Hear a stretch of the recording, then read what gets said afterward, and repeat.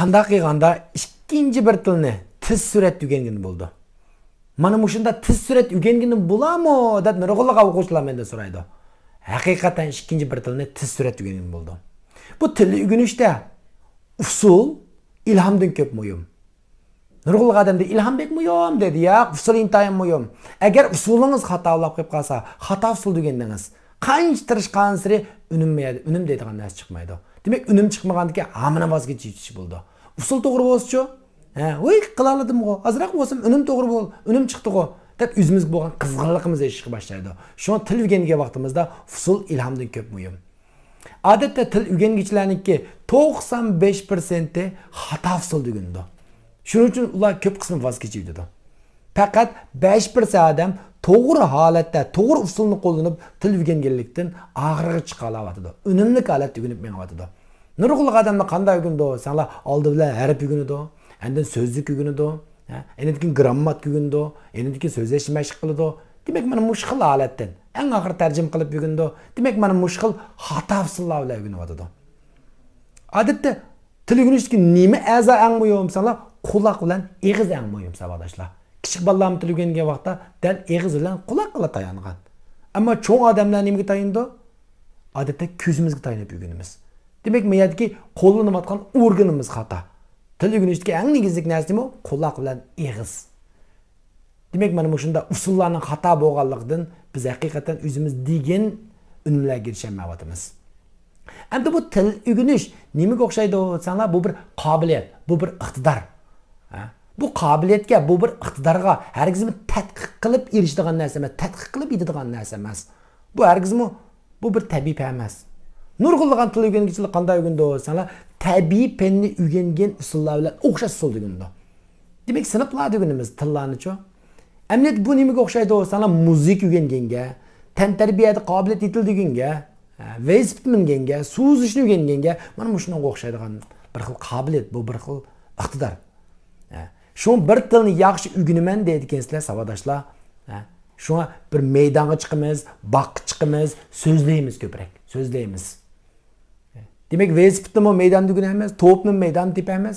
Bir to'pni hargiz bir futbolni sinab chirib o'rgangan bo'lmaydi-ku. Demak, tilmi dal shunga o'xshaydigan narsa. So'zishni o'rganishimizcha, chuqum ko'lchakka tushamiz, dal mana shu tilmi o'xshash ashunga. Shunga til o'rgangan vaqtimizda savodashlar nimani asos qilamiz? So'zlashni asos qilamiz. Nurg'unliq odamlar mushu xatolashib qilishdan qo'rqib so'zlamay turib oladi. Men sizga qo'yay. Bu til o'rganish jarayoni to'xtamasdan xatolik o'tkazish jarayoni. To'xtamasdan xatolik o'tkazamiz. Agar xatolik o'tkazmasangiz, men xatolik ahvol. Chuqur xatolik o'tkazamiz.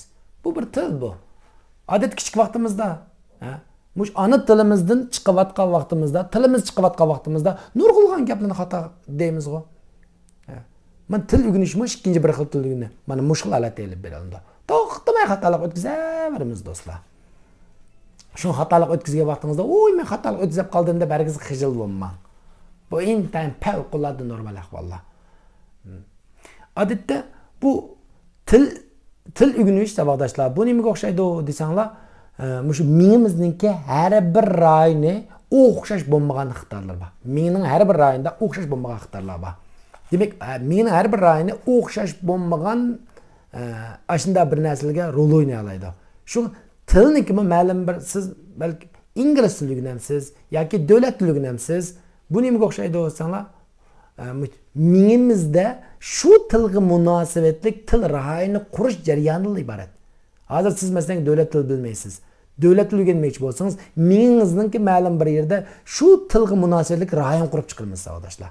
İngliz tili o'rganmoqchi bo'lsangiz, shu miyangizningki ma'lum bir yerda shu ingliz tiliga munosabatlik bir rayon qurib chiqamiz.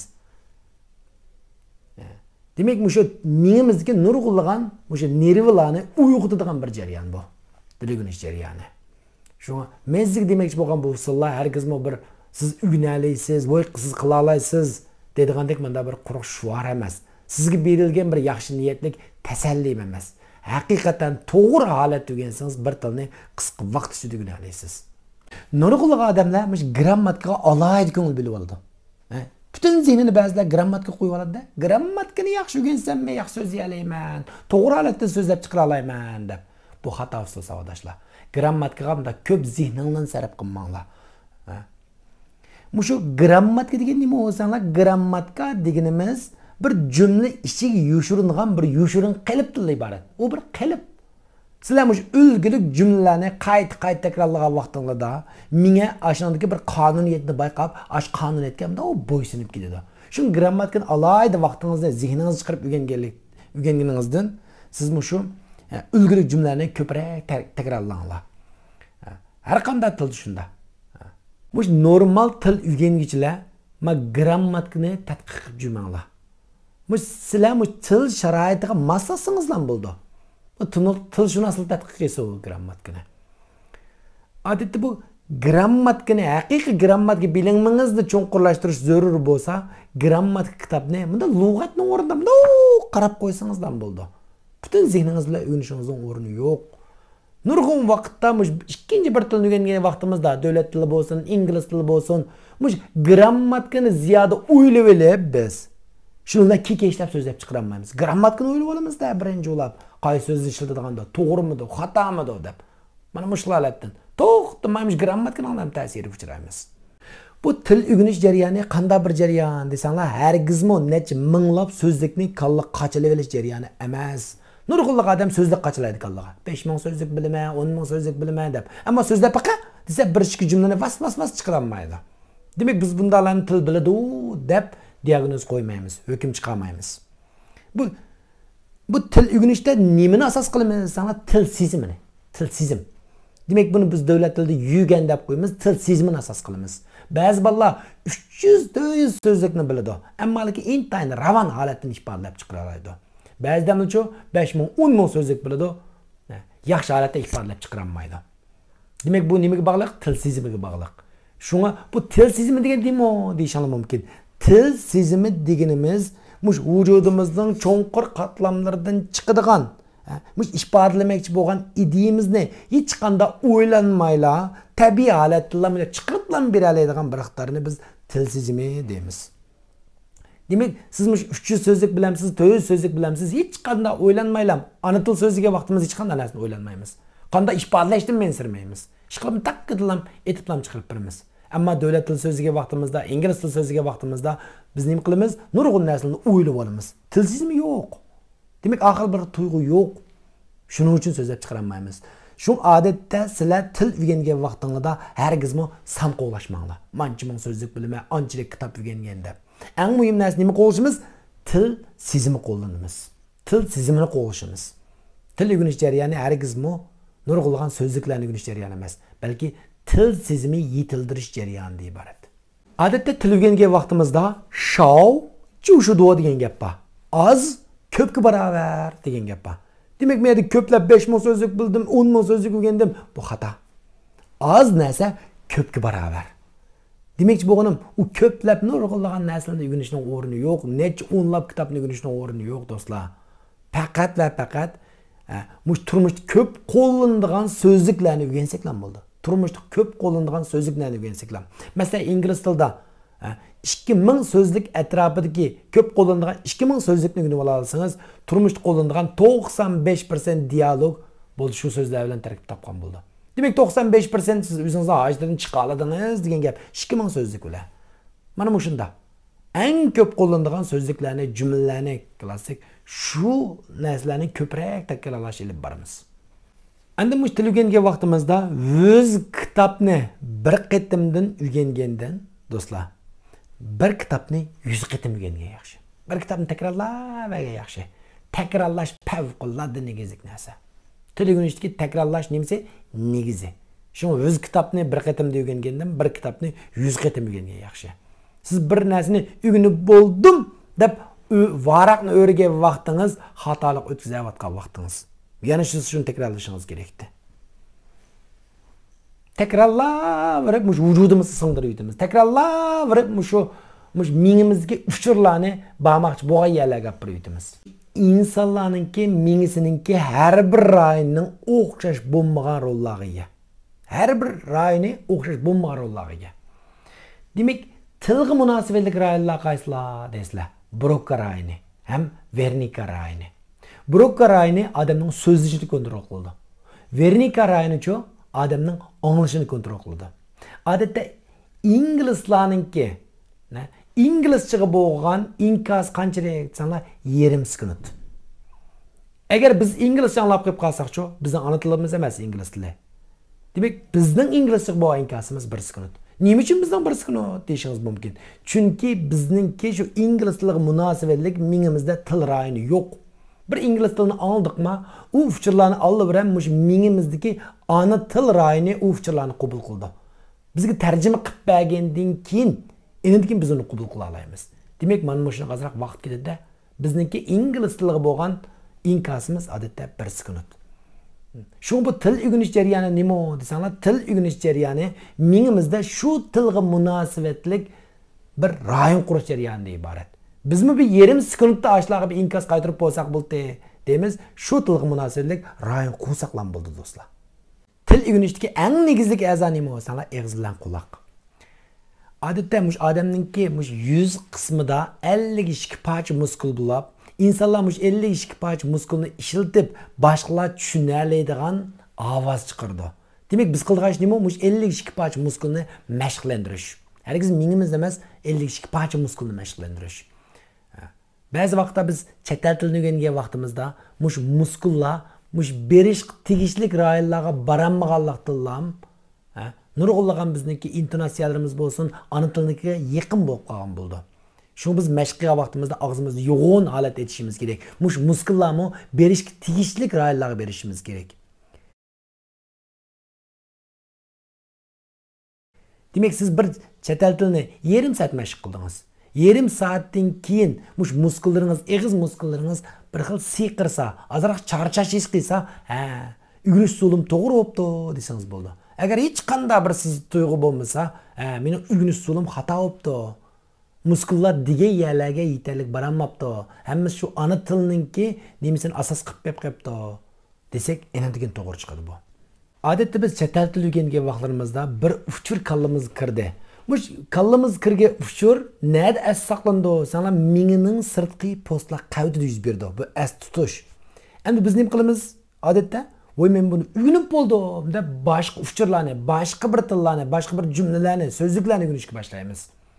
Demek u o'rganganimizmi, ya'ni shu mingining sirtqi postlar qavdida as tutildi. Emniyetde bu uçurlar haqiqiy berish tegishli yerlarga berib bo'lanmadi. Buni unutilib ketish ehtimolligimiz favqulodda yuqori. Shuni biz qanday qilamiz mana shu vaqtda? Shu o'xshash narsani qayta takrorlash orqali shu mingining sirtqi postlar qavdida astıvagan aş uçurlarni mingning cho'nqir qatlamlarga bag'icha, aş uçur bağmoqchi bo'lgan rayonga bag'icha qaytalab takrorlayveramiz.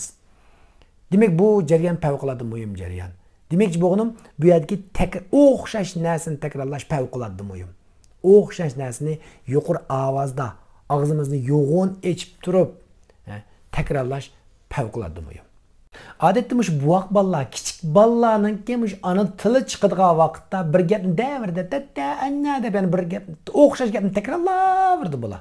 Demak, kichik bolalar haqiqiy talantli til o'rganuvchilar bo'ldi. Shu biz kichik bolalarga o'xshash til o'rganishimiz kerak. Shu o'xshash narsani qayta takrorlayverish kerak til o'rgangan vaqtimizda. Biz shun ko'proq vaqt nimamizni ishlatib olamiz, kallamizni ishlatib qolamiz til o'rgangan vaqtimizda. Bu xato. Biz nimani ishlatamiz? Og'iz bilan quloqni, kallangizni bek chiq ishlatib ketmang. Mushni esimda tutib olsam bo'ldi deb bakma tirishib ketmanglar. Biz qilgan ish nima? O'xshash narsani takrorlayverish.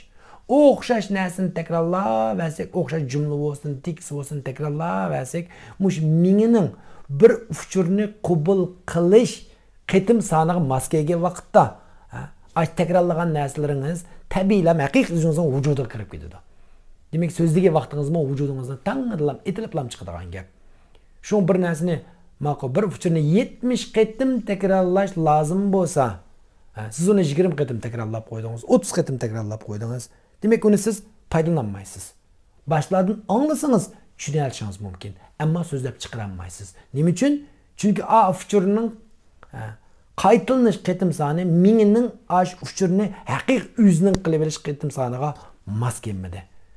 Şu bir yerde siz bir narsani anglasangiz tushunasiz, ammo so'zlab chiqara olmaysiz. Hech qisi yo'q. Bu favqulodda normal ahvol. Bu ahvol siz nima ish qilasiz? O'xshash narsani takrorlayvering. Yeterlik tekrarlagan vaqtingizda eningdan keyin aş cümle bo'lsin, aş sözlük bo'lsin, o'zingizning ishiltalaydigan aşkı seviyeye yeterlisiz. Odatda inglizlar 2 sekund ichida 3-4 jumla gaplarni qilib yuradi. Demak, biz bu yerda biz ularnikini qanday o'rganamiz deganda tarjima qilib olib o'rganamiz. Bevosita qabul qilolmaymiz-da, nima deyotgandi bu deb uni bevosita qabul qilolmaymiz. Nima uchun? Mingimizda shu ingliz tili rayoni yo'q. Bevosita qabul qilinmagandan nima ish qilamiz? Ona tiliga tarjima qilib olib, indiki qabul qilamiz. Demak, uni tarjimani qabul qilg'icha 3-4 sekund vaqt ketadi. Demak, u biz uni tarjima qilib bo'lguncha ular 4-5 jumladan so'zlashga boshlab ketadi. Demak, men aytdiki, normal aloqaga ta'sir etadi degan gap. Shuni biz nima qilishimiz kerak hamda bu yerda? Bizim aytdiki, inkasimizni tezlashtirishimiz kerak. Mingimizdagi shu rayonni qurib chiqishimiz kerak. Qanday qilsak tez surat qurib chiqamiz ma'lum bu yerda deyishingiz mumkin. Yana qanday qilsak bu inkasimizni tezlashtira olamiz? Qanday qilsak bevosita qabul qila olamiz? Qanday qilsak tarjima qilmaylam qabul qila olamiz deyishingiz mumkin. Demak, mush masalalar bo'lsa, barliq masalalar bo'ldi do'stlar. Endi bunda qilish uchun biz odatda bir tekstni yodlaymiz-ku. Bir jumlani yodlaymiz, tekstni yodlaymiz. Masalan, ingliz o'rgangan vaqt tekst yodlaymiz. Siz shu tekstni yodlagan vaqtingizda hargizmi uningki suratini astiltib etmang. Ya bo'lmasa normal suratda anglamang. Biz o normal suratda o'rganib, ba'zi vaqt uning suratini astiltib etib, biz tez suratda biz inkasimizni tezlashtirib olmaymiz. Biz qilgan ish nima? Mana shu vaqtda normal suratdagi narsani, normal suratda qo'yilayotgan bir videoni bo'lsin yoki ovozni bo'lsin, tekstni bo'lsin, ashning suratini ikkisiga yutinglar do'stlar. Ya 1.5 assa yoki 2 assa. Demak, u burunqidan tizilishib ketadi bu. Tizilib ketgandan keyin mingingizga tiz kirgan uchurlar og'zingizdan tiz surati chiqadi. Shu mana shunday narsalarni sizlar bir tarafdan doğranglar. Ağzınızda tiz suratdan doğranglar. Qancha tiz bo'lsa, shuncha yaxshi. Yuqori ovozda so'zlanglar. Yuqori ovozda. Hargiz ishingizda mi qilishga bo'lmaydi. Yuqori ovozda. Ağzınlarni yo'g'on etish kerak. Og'izni yo'g'on etib, yuqori ovozda tiz suratda o'xshash jumlani takrorlash kerak. Shu vaqtda men minginingki shu uchurlarni appamoqchi bo'lgan, tushib appamoqchi bo'lgan minginingki shu eng cho'nqir qatlamlarga tiz suratda berdi. Tiz suratda. Demak, bunda inkas intayin tiz suratda shakllanishga boshlaydi. Odamdagi tiz sezimi shakllandi. Bir tuyg'u shakllandi, bir genjo shakllandi. Demak, bu favqulodda muhim yer hamda bir til o'rganishdagi eng muhim yerlardan birisi shu. Og'zimizni yo'g'on ochamiz. Tiz suratda so'zlaymiz. Yuqori ovozda so'zlaymiz. Ma 3 xil narsa intayin muhim do'stlar. Bundan boshqa qanday usullar bo'lmalam deyishingiz mumkin. Do'rash. Do'rash til o'rganishdagi eng negizli usulning birisi. Do'raymiz bu narsani. Dedim-ku, bu til degan narsa tadqiq qiladigan narsa emas. Bu degan tabiiy fen emas, bu ish nima emas, bu bir iqtidor. Shuni do'raymiz. Ham do'rg'anda qanday qilib do'raymiz? Bir ingliz til, haqiqiy bir ingliz so'zlayotgan bo'lsa, ashuni og'ziga qaranglar. Qanday so'zlab chiqaradi, shuni qarab turib do'raymiz. Ba'zi intayin oddiy bir kinolar bor. Aslından aşu haqiqiy o'ziniki nimiz chiqib turdi, dialoglar chiqib turdi. Siz nima qilasiz? Hamda astirmay ko'ramsiz, tezroq ko'ramsiz, ish qilib dialog bilan qarshi tarafning nurg'un narsalarni tushunib olinglar. Tushunib olgandan keyin nima qilamiz? Ash bir kinoni vizqata ko'ramiz. Ash bir kinoni vizqata do'raymiz. Buni unumi intayin yaxshi. 100 kinoni bir qatimdan ko'rib do'rgandan bir kinoni 100 qatim do'rib o'tgan yaxshi. Çünkü ikinci qatim nima demoqchi bo'lganini bilib pulimizda og'zimizda vash chiqdi. Bu intayin muhim bir jarayon. Shunsiz kinoni do'rg'an vaqtingizda suratni sal tezlashtirib o'tinglar. Ba'zi bo'fanchilarning qo'yg'ishlarining suratini tezlashtirgan bo'ldi. Suratni ishkasa yoki bir yerimasiga chiqarib etgandan keyin qulqingizga arjini salasiz, tez suratda ashni so'zlab chiqaringlar. Tez surat qancha tez bo'lsa shuncha yaxshi. Buni unumi intayin yaxshi. Buni siz tez suratda bir til sezimi shakllanib ketadi. Bu til o'rganish jarayoni qanday bir jarayon desanglar, til o'rganish jarayoni bir iqinga qarshi suv o'zishga o'xshaydi. Iqin qarshi o'zish. Endi demoqchi bo'lganim, biz kunda az bo'lsin, 20 minut bo'lsin, yarim soat bo'lsin, chuqur vaqtimizni chiqarib bir narsalarni o'rganib birishimiz kerak, takrorlab birishimiz kerak. Ish qilib shu tilga munosabatlik bir uchur kallamizga kirish kerak. Bo'lmasa biz vaqt chiqarammidik.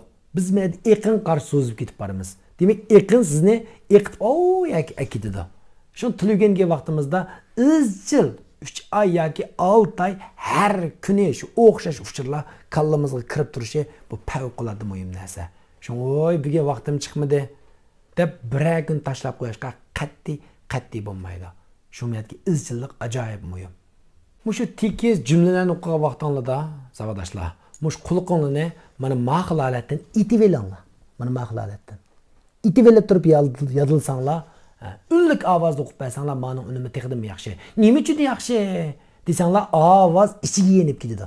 Ichiga kirganda odamning quloqininki nag'risi titraydi. Ashni titratish muhim.